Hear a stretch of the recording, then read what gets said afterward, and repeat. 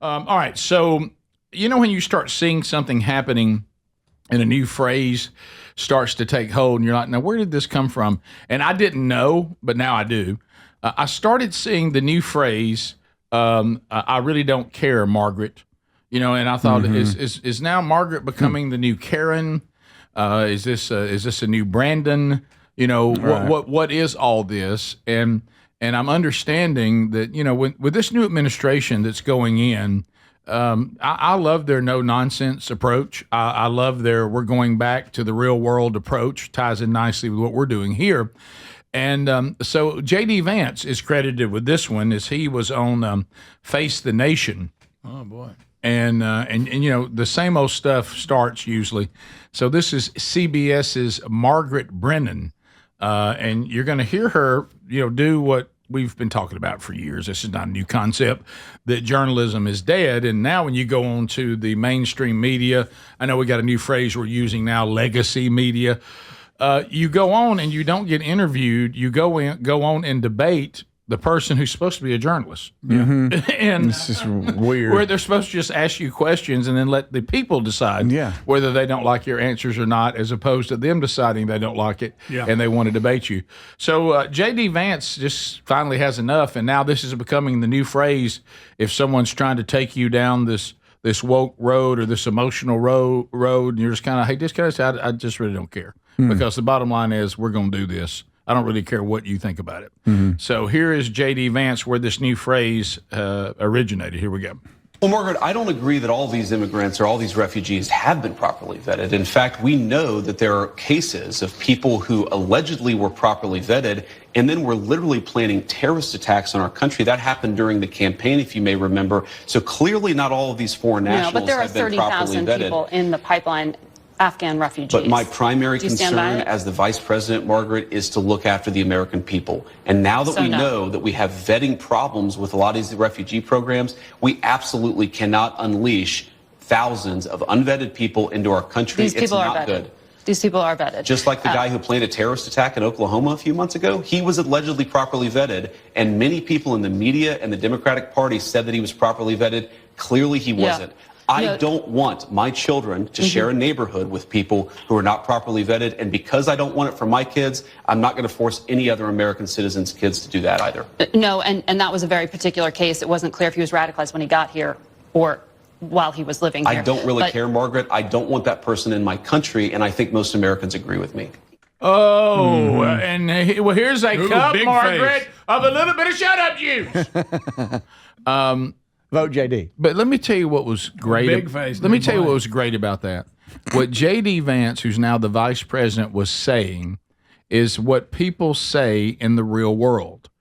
It isn't unreasonable or evil or wicked to say, I don't want to live in a neighborhood with my family with people that just walked into our country unvetted, and I don't know why they're here. I don't know where they came from. I don't know anything about them. We have legal immigration. Certainly we can all look at that and try to make that a smoother process. I'm all for that. But you being concerned about your safety when people come here that may or may not mean you harm, it's reasonable to want that question answered. I don't know whether how do you know they're dangerous? I'd just like to know. Maybe they're not. Right. But there's nothing wrong with me wanting to know. So it continues. Boy, we got a new border czar, don't we? How about old Tom? Tom. Selena Gomez. What a bizarre video Miss Gomez put out where she's crying about people being deported and sent back that are illegal. It's a weird breakdown. Yeah, she's crying on camera, which we've all heard of catfishing. That's when somebody pretends to be like a very attractive person and they want to get attention by pretending to be attractive or whatever. That's catfishing. There's a new term I'm hearing for people that set up their camera, make sure the light's all right, and then cry on camera. It's called sad fishing. So that's what. Is it really? I just heard that. Have you ever seen the movie from, I think it was from the 80s, Broadcast News?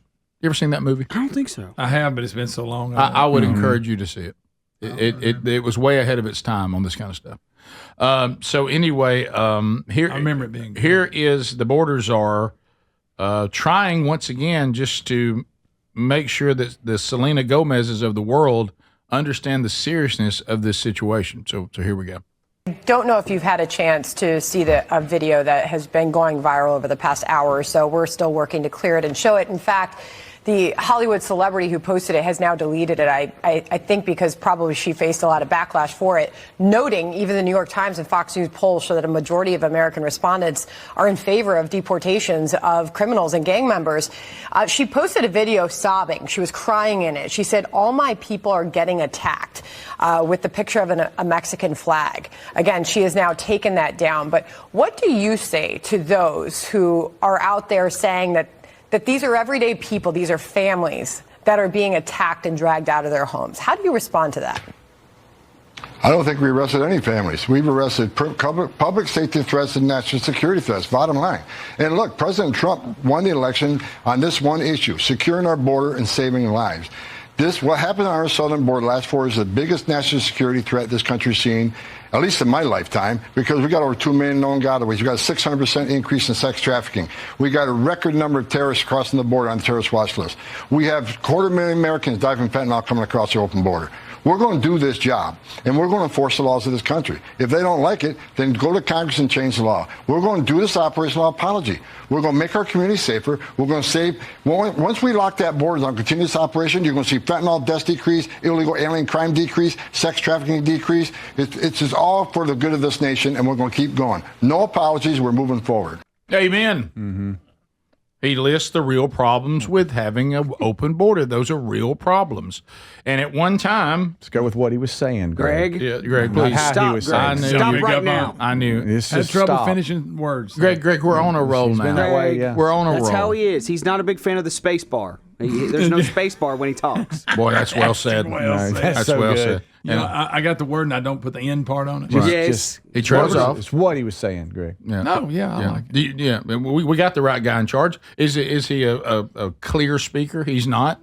But what he's saying, Needs to open his mouth. I can understand enough to go amen. Oh, yeah, I got him. I heard at least border and vet. Okay, thank you, Greg. 2B, at one time. I got those, and I like both of those. Back in 2014, Obama actually agreed with border czar Tom Homan. Is it Homan or Homan? I think it's Homan. I think it's Tom. I'll call him Tom. You can just say the first part. Call him Tom. Let me tell you, on his name, he better finish it. All right, so here's Obama saying really what the czar just said. All right, here we go. If you're a criminal, you'll be deported. If you plan to enter the U.S. illegally, your chances of getting caught and sent back just went up. The actions I'm taking are not only lawful, they're the kinds of actions taken by every single Republican president and every single Democratic president for the past half century. It's crazy. If you look at the numbers, Barack Obama deported 3.2 million people. Well, good.